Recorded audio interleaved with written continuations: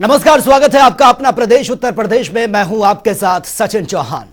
मुख्यमंत्री योगी आदित्यनाथ गोरखपुर के 2 दिवसीय दौरे पर हैं, जहां गोरखपुर दौरे के पहले दिन सीएम योगी ने मिशन 2024 को लेकर एनेक्सी भवन सभागार में व्यापारियों के साथ बैठक कर विकास कार्यों पर चर्चा की है और व्यापारियों के सुझाव मांगे हैं।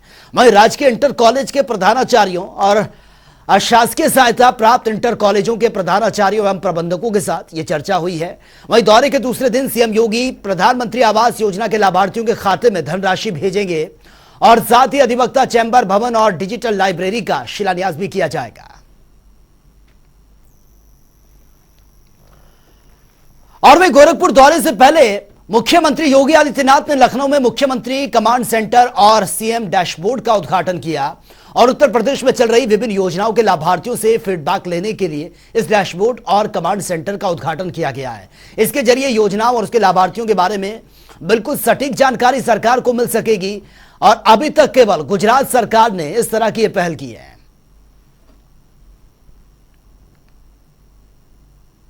उत्तर प्रदेश वास्तव में संभावनाओं वाला प्रदेश ही नहीं बल्कि नसीम संभावनाओं को अगर हम जमीनी धरातल पर उतार देंगे तो यह प्रधानमंत्री जी के उस विजन के अनुरूप भारत की इकोनॉमी के ग्रोथ इंजन बनने की सामर्थ्य उत्तर प्रदेश रखता है। उस ग्रोथ इंजन के रूप में डाटा कैप्चर आज की आवश्यकता है और इसी दृष्टि से इस कमांड सेंटर को आज यहाँ पर प्रारंभ किया जा रहा है। मैं बल्कि विभिन्न विभागों में जो गैप थे उसको भी मैं देख रहा था। डाटा कैप्चर करने की आदत नहीं थी, लोगों को पता ही नहीं होता था।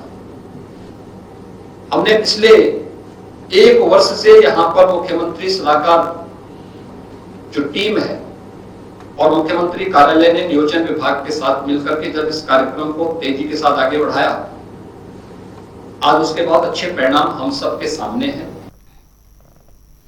और बद्रीनाथ धाम पर सपा नेता स्वामी प्रसाद मौर्य के बयान के बाद अचानक से सियासी माहौल गर्मा गया है। स्वामी प्रसाद मौर्य ने ज्ञानव्यापी सर्वे को लेकर कहा कि 8वीं शताब्दी तक बद्रीनाथ बौद्ध मठ था, उसके बाद बद्रीनाथ धाम को हिंदू तीर्थ स्थल बनाया गया।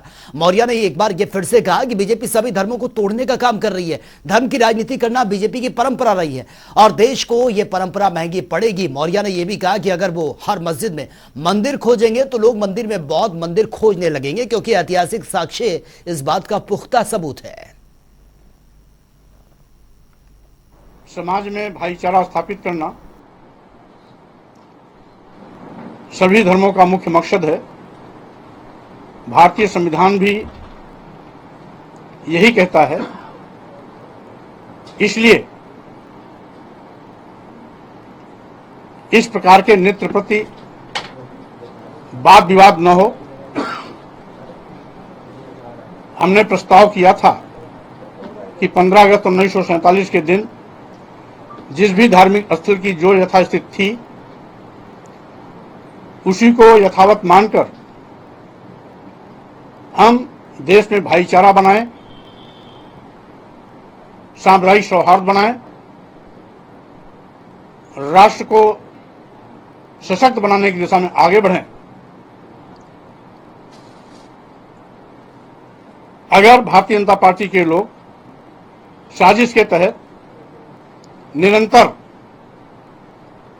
मस्जिद मंदिर मामले को उठाकर हर मस्जिद में मंदिर खोजने की बात करेंगे तो ये परंपरा उनके लिए महंगी पड़ेगी, क्योंकि अगर ये हर मस्जिद में मंदिर खोजेंगे तो लोग हर मंदिर में बौद्ध मठ भी खोजना शुरू करेंगे। और वहीं उमेश पाल हत्याकांड मामले में माफिया अतीक अहमद के वकील विजय मिश्रा को पुलिस ने गिरफ्तार कर लिया है। शनिवार की देर रात पुलिस ने विजय मिश्रा को लखनऊ के एक होटल से पकड़ा है, जिसके बाद प्रयागराज कोर्ट में विजय मिश्रा को पेश किया गया, जहां पर कोर्ट ने 14 दिन की न्यायिक हिरासत में विजय मिश्रा को जेल भेज दिया है। विजय मिश्रा पर यह आरोप है कि उमेश पाल हत्याकांड के दिन उमेश की लोकेशन अतीक के भाई अशरफ और बेटे असद के साथ यह शेयर की गई थी, जिसके बाद उमेश की हत्या की गई।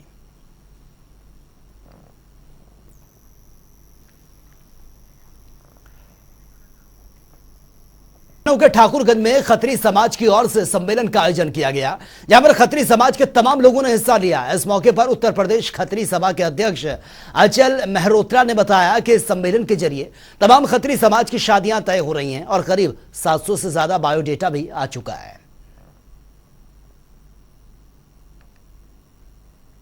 सभा की आम सभा की आज बैठक है और उसी के साथ साथ उत्तर प्रदेश खत्री सभा का विवाहिक परिचय सम्मेलन, निःशुल्क विवाहिक सम्मेलन पंजाबी खत्री भाइयों का संयुक्त रूप से किया गया है।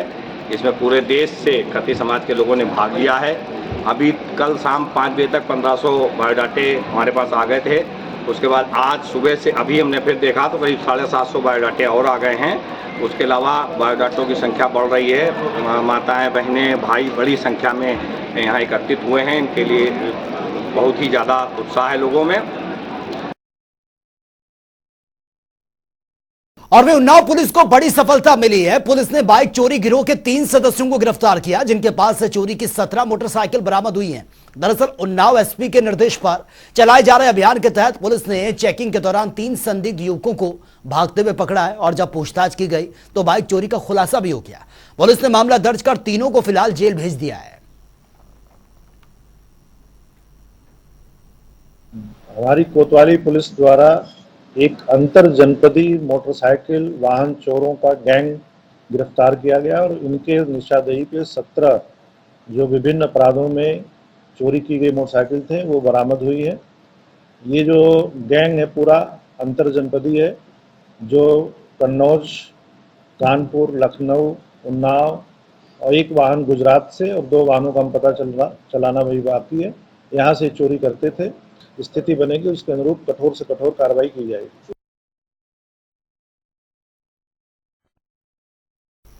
और वे उत्तर प्रदेश के बलरामपुर में निवासियों की जरूरतों को ध्यान में रखते हुए बैंकिंग सेवा बहाल ये की गई है। यह सेवा बैंक सखी स्कीम के तहत लोगों के लिए शुरू की गई है। यह रिपोर्ट आप देखिए। देश के बलरामपुर में निवासियों की जरूरतों को ध्यान में रखते हुए बैंकिंग सेवा बहाल की गई। ये सेवा बैंक सखी स्कीम के तहत लोगों के लिए शुरू की गई है।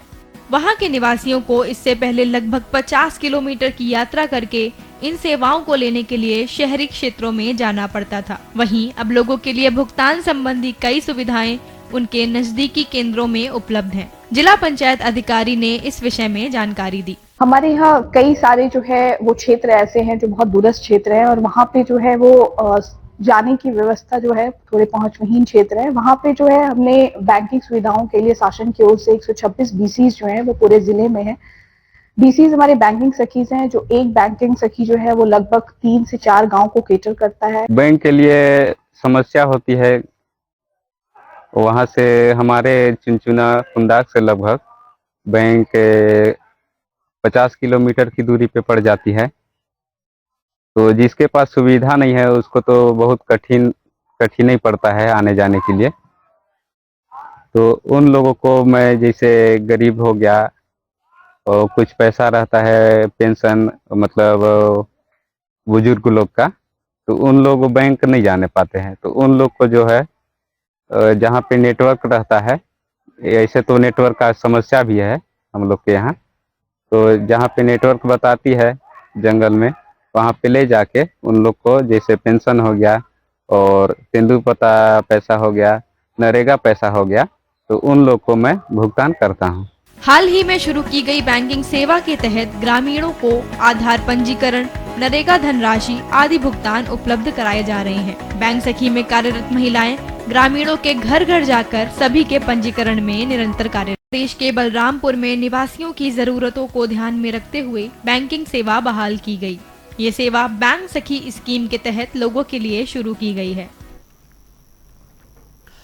और वे प्रधानमंत्री नरेंद्र मोदी ने मन की बात कार्यक्रम के जरिए देशवासियों से संवाद किया है। पीएम मोदी ने इस दौरान बारिश और बाढ़ के हालात पर चिंता जताई। इसके साथ ही सामूहिक प्रयासों की जमकर तारीफ भी की है। पीएम मोदी ने कहा कि लोगों ने जिस तरह से मिलकर पेड़ लगाने और पानी संरक्षण को लेकर काम किया, उससे उन्हें बहुत खुशी हुई है। वहीं पीएम मोदी ने अमृत सरोवर योजना के साथ उत्तर प्रदेश में एक दिन में 30 करोड़ पेड़ लगाने का रिकॉर्ड जो हुआ है, उसकी जमकर तारीफ की और कहा कि इस तरह की मुहिम भी सभी लोगों को इसमें हिस्सेदारी बढ़ चढ़कर लेनी चाहिए।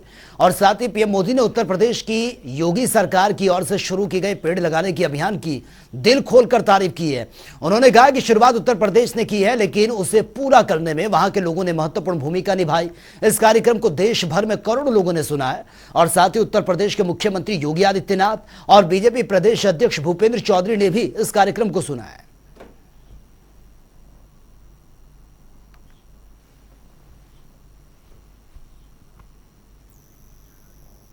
तो ये दो तस्वीरें आपके सामने देखिए। आज मन की बात का कार्यक्रम था और मुख्यमंत्री योगी आदित्यनाथ उन्होंने भी सुना इस कार्यक्रम को। और दूसरी तस्वीर आप देखिए, बीजेपी के प्रदेश अध्यक्ष भूपेंद्र सिंह चौधरी, उन्होंने भी तमाम गणमान्य लोगों के साथ बैठकर प्रधानमंत्री नरेंद्र मोदी के मन की बात के इस एपिसोड को आज सुना।